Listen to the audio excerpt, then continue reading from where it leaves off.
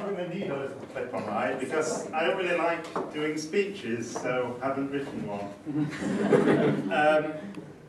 So I'm just going to stand and talk for a few minutes until I forget all the things I said, mentally listed last night while I was supposed to be sleeping.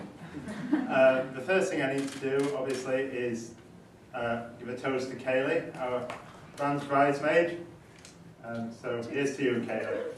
Thank you. She's looked after Bran all through his wedding preparations and only stressed Bran out a little bit occasionally. So it's all gone very well. I guess I also need to thank Joel for our blessing up there. And I think I gave him a bit of a hard brief, really, because obviously being a minister, and I told him I wanted a blessing with no mention of God in whatsoever. And at one point he said, well, are you sure you want a minister doing this or a scientist?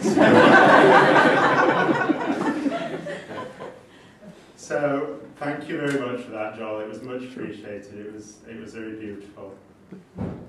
I'd just like to thank everybody else for coming.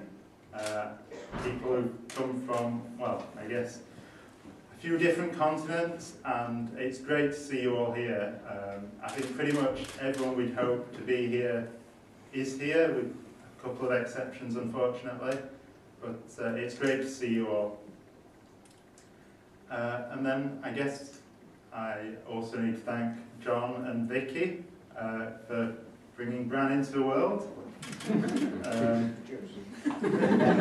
Well, it made me very happy. I mean, I met Bran a few years ago and immediately we clicked. And I guess we sort of did the meeting up and dating very briefly until one Christmas when I was ill. She moved into my house and looked after me. And hasn't moved out, really. So I think at that point, I had stuck with her.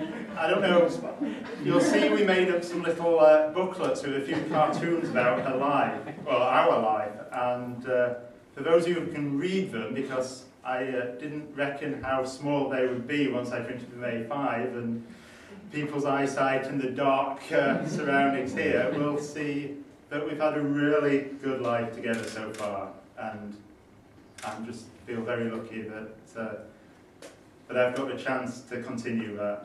So thank you, Bran. That's all I want to say, I think. I think I covered pretty much everything. Next up is my dear brother.